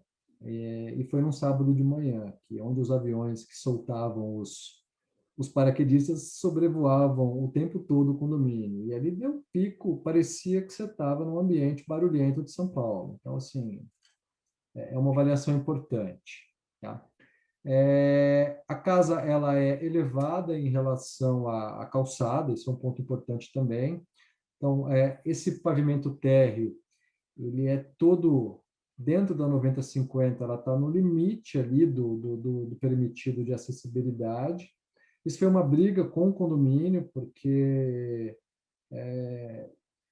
as regras do condomínio não permitiam essa elevação, e aí a gente teve que mostrar que o condomínio fugia 90/50. Então, foi uma discussão e o condomínio permitiu o projeto. Isso quer dizer que a casa está numa laje, no mínimo 1 metro acima do térreo. Isso não vai ser aterrado, obviamente, e toda a manutenção da casa é feita como se ela fosse um apartamento, ou seja, eu consigo entrar debaixo dela para dar manutenção elétrica e hidráulica o tempo todo. E, obviamente, num futuro breve, isso vai favorecer bastante a manutenção do imóvel. Aqui está a fotografia aí do condomínio. A casa está nesse ponto aqui. Aqui do lado está correndo a central elétrica aí de alta tensão, então tem um barulho também aí da eletricidade aí que abastece o município de Piracicaba. Ela tem um certo desnível aqui da frente do terreno para o fundo de 2,5 metros, mais ou menos, tá? E todo o projeto foi concebido para movimentar o mínimo de terra possível. A princípio, toda a terra que eu retirei aqui no fundo do terreno seria aproveitado no próprio empreendimento, naquele aterro que eu vou fazer na frente, né, só naquela entrada da casa. Porém, o condomínio não permitia eu manter a terra durante a obra, eu tive que movimentar a terra e, obviamente, eu tive que documentar para onde foi essa terra. Felizmente, eu consegui um outro vizinho que precisava comprar a terra, eu cedi a terra para ele e ele simplesmente, a gente dividiu os custos aí dos equipamentos e dos caminhões, registramos a movimentação da terra e atendemos a norma aí exigida pelo Aqua e ficou tudo ok. Isso é um ponto importante, ou seja, não permitir que essa terra que se movimente dentro de um terreno chegue até o rio Piracicaba, que está exatamente ali a cerca de 2 quilômetros do imóvel. Eu tenho vista para o rio está mais ou menos correndo aqui embaixo, tá? Para quem está no entorno aqui do condomínio, um pouco para baixo.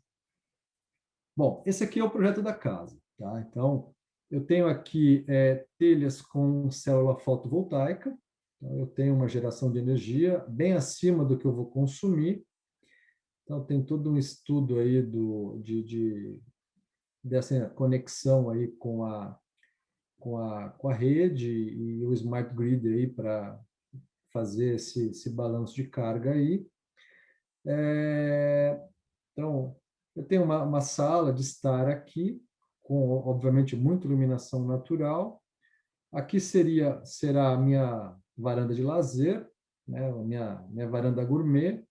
Aqui uma garagem normal, com uma célula de carregamento de automóvel elétrico. Tá? Um bicicletário aqui na frente para os meninos.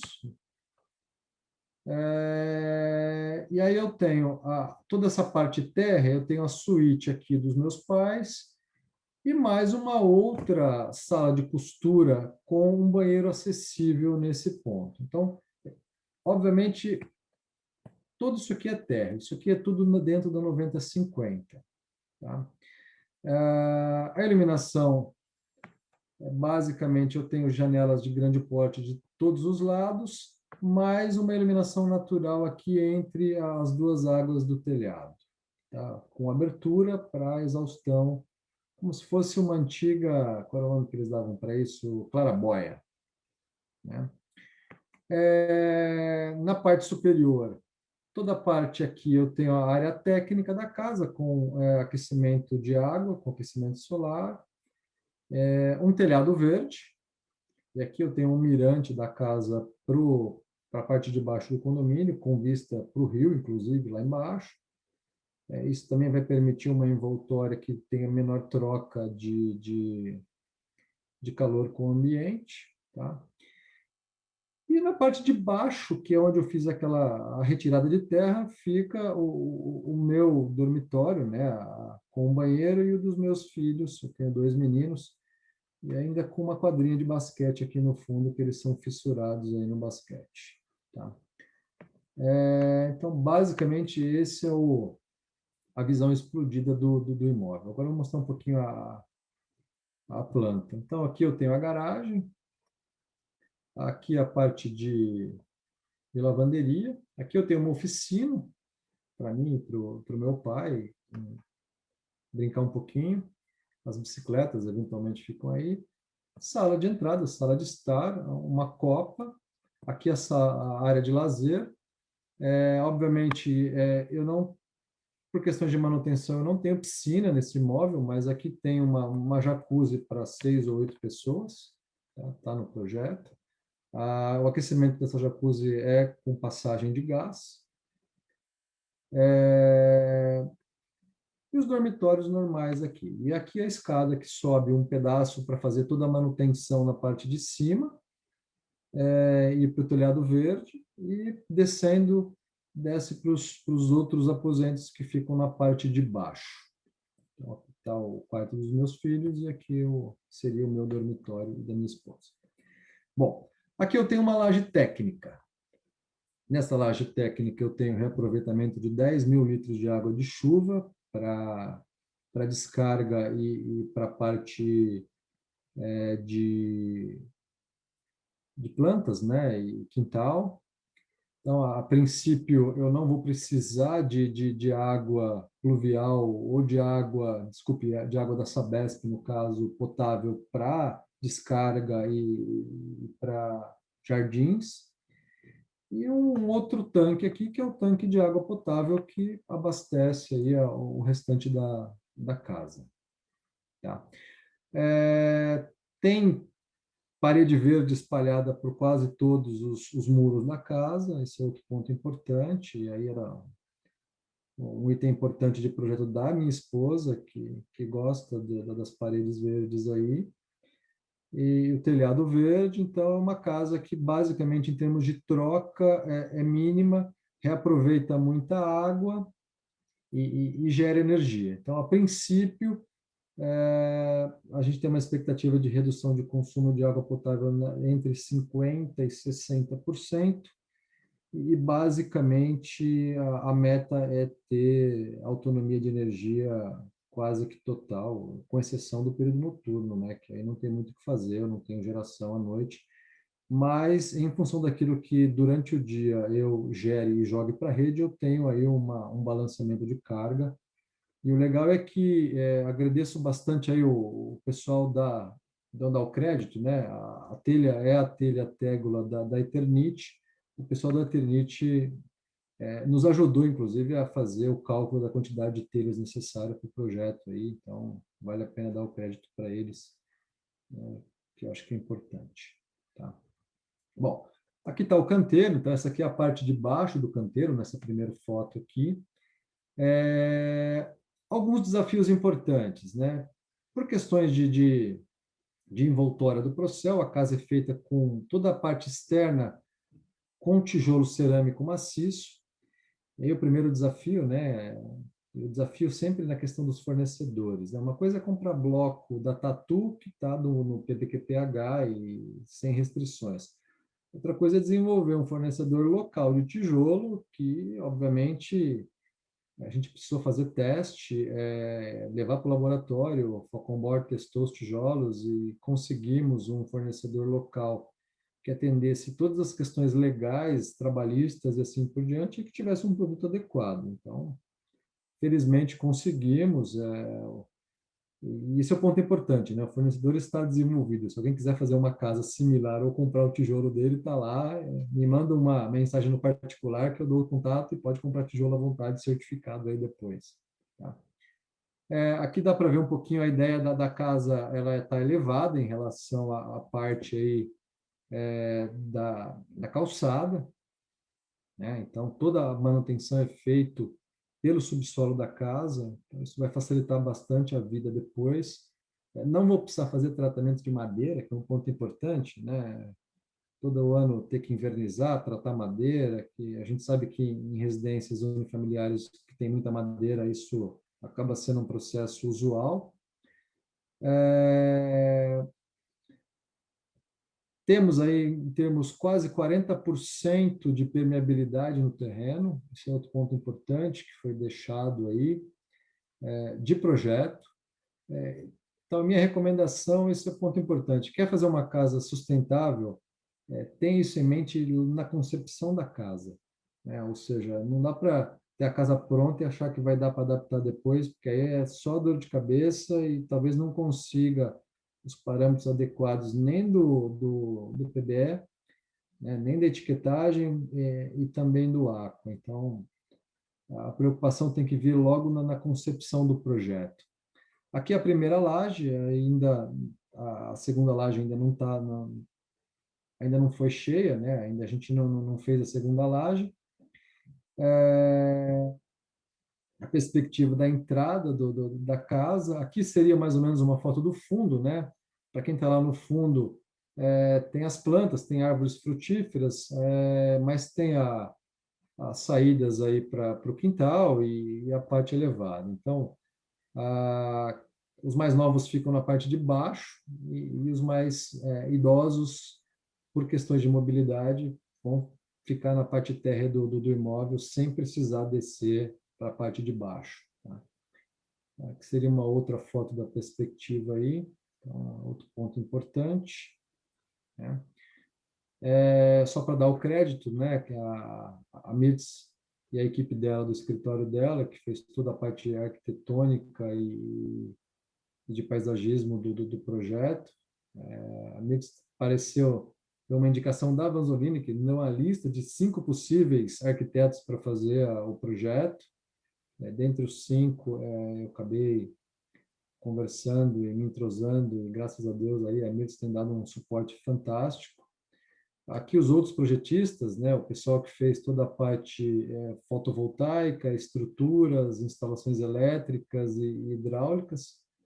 Então, tem o Rafael, o Gilles, a Maria Elvira e a Regina. A Luciana, que é a minha consultora aí do Aqua, que acompanha mensalmente o projeto junto com a Mirtz. O pessoal da Vanzolini, que fez a avaliação, também um agradecimento aí ao Deuste, a Salomé e ao Gabriel, que vai fazer a parte do Procel. E é isso, gente. Tá aí um case interessante. Eu acho que a gente precisa quebrar paradigmas. Não tem nada de excepcional. É uma casa como qualquer outra, uma casa de médio porte, com custo de metro quadrado ali orçado entre R$3.000 e R$3.200. Tá? E se sair fora desse orçamento, é por escolhas dos proprietários que mudaram alguma definição de caixilharia ou de telhado ou mesmo de revestimento, mas, de novo, isso seriam escolhas de qualquer proprietário de qualquer imóvel, não teria impacto nas certificações. Então, é a maior, assim, na verdade, assim, é a casa mais sustentável? Mas daqui a pouco vai chegar uma outra que vai ter 12 itens do Aqua, nos melhores práticas, e eu espero que daqui a pouco alguém supere aí a marca da residência. Basicamente é isso. Agradeço bastante o convite, o Bruno, para apresentar a casa.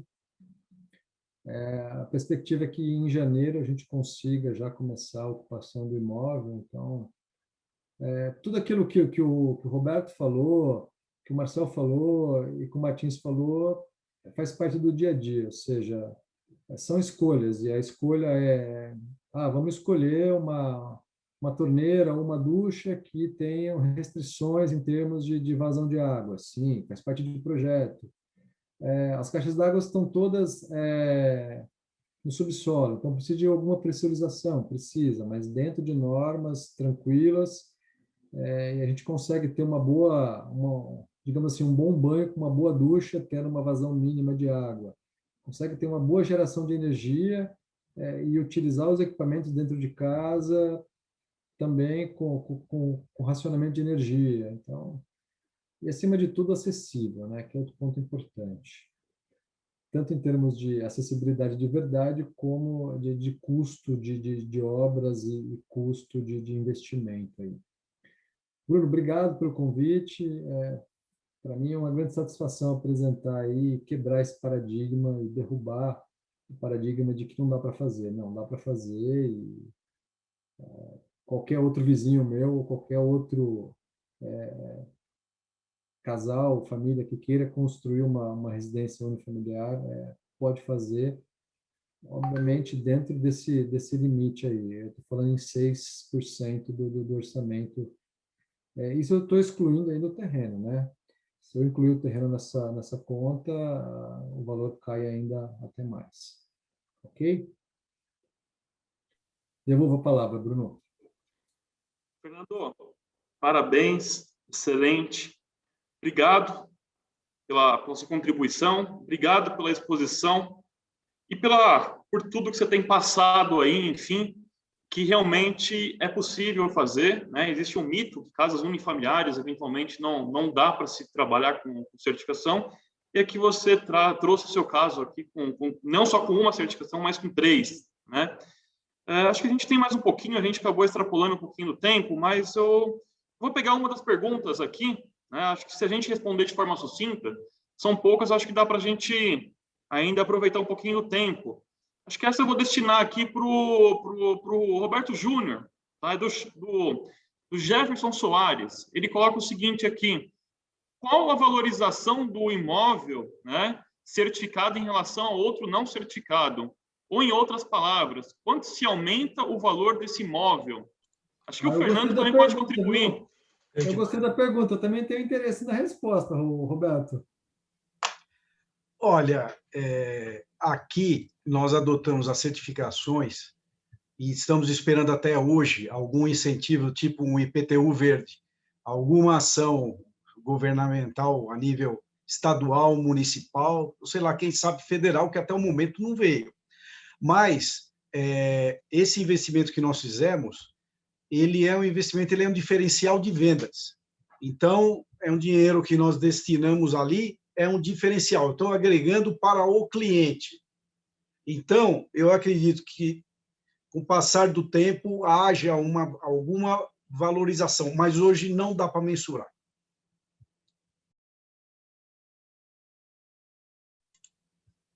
Aí o Professor Fernando Fernando? pode complementar também a visão dele. Professor Martins, eventualmente, também tem Não, alguns mas históricos. eu acho que a visão do Roberto é bem isso mesmo. Quanto vai valer mais? Não sei, não tenho a mínima ideia. Mas também não estou construindo para venda. Esse é outro ponto importante. Agora, eu tenho certeza que se eu tiver 2 casas no condomínio, daqui 5 anos à venda, a minha e mais uma, a minha tem as certificações e a outra não tem, eu acho que o possível comprador vai olhar com outros olhos. E essa é a visão que eu tenho também e essa é a expectativa.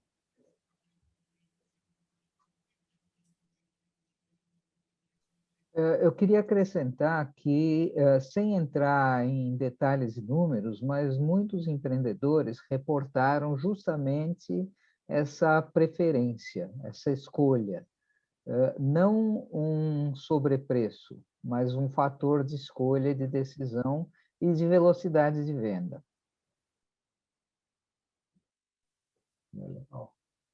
Legal, Martins, obrigado. Bom, acho que cabe mais uma pergunta aqui. Eu vou pegar uma pergunta aqui que é justamente do engenheiro Renato Amaral, aqui, que vai para o engenheiro Marcel. As métricas do selo Procel têm previsão de atualização periódica, uma vez que compromissos do Brasil definidos na NDC têm evolução ao longo dos anos? Sabemos que eles têm uma grande visibilidade pelos consumidores e podem ser uma alavancada para atingirmos as metas nacionais. Sim, certamente. Temos atualização, sim, né? A gente tem uma linha de base, a gente tem toda uma métrica aí para poder fazer a apuração dos resultados do Procel como um todo, principalmente do selo, né? Que a gente sabe que contribui bastante. Essa linha de base ela é atualizada, tem uma metodologia ali que é mais ou menos fixa, que foi estabelecida já há quase 20 anos já, mas os dados de entrada, né, para atualização da linha de base, elas são alimentados por uma pesquisa que nós fazemos. A mais recente foi agora em 2019, e certamente, assim, o que o Renato colocou é que no setor de energia, antes até da gente ter as NDCs, né, o Procel ele acompanha todos os instrumentos de planejamento do setor elétrico. Então, hoje, assim, acaba que é um alinhamento quase que natural, porque as metas voltadas para o setor energético, eles seguem, né, os compromissos, melhor dizendo, a gente não chega a ser, não tem um papel de uma meta, né, um compromisso, né, assumido pelo Brasil, eles seguem uma orientação do instrumento de planejamento, né, do setor elétrico. Então, acaba que isso traz o alinhamento e é fundamental que a gente mantenha essas métricas atualizadas, exatamente para poder reportar os resultados de maneira mais precisa, aí, né, dentro do compromisso que o Brasil assumiu.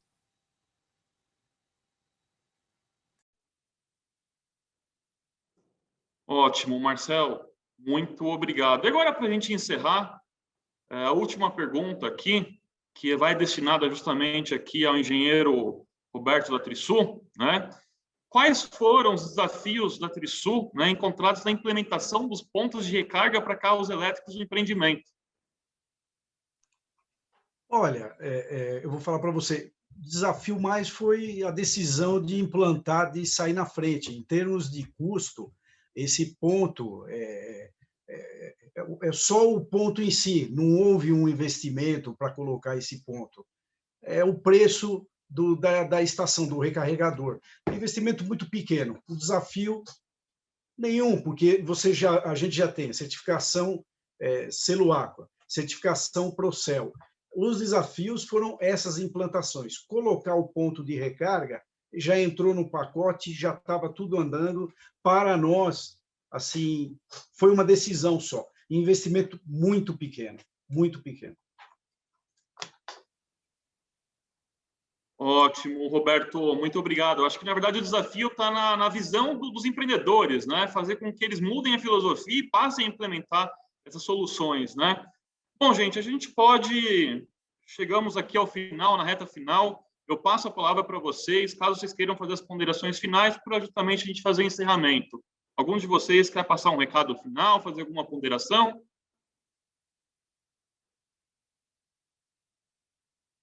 Podemos encerrar?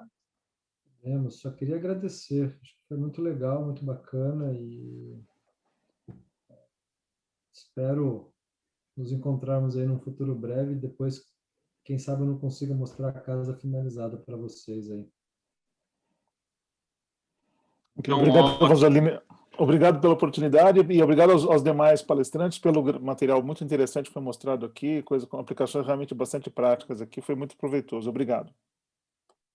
Ótimo, Renato, muito obrigado. Nós agradecemos sua participação. Muito obrigado, Roberto. Muito obrigado, Fernando. Muito obrigado ao professor Martins. E obrigado a todos que nos acompanharam até o final, né? Então, é isso. E até a próxima. Boa noite, bom descanso e até já, gente. Muito obrigado. Tchau, tchau, gente. Foi um prazer. Tchau, tchau, gente. Tchau, Boa prazer. noite. Boa noite a todos.